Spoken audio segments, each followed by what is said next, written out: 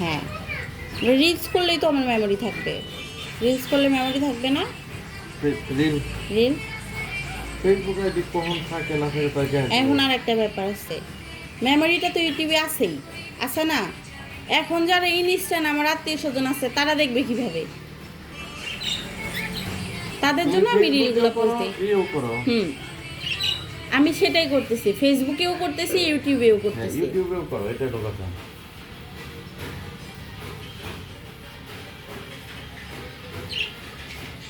বাইটা দিতে হবে, তাই না না বাবা? খাবারের এটা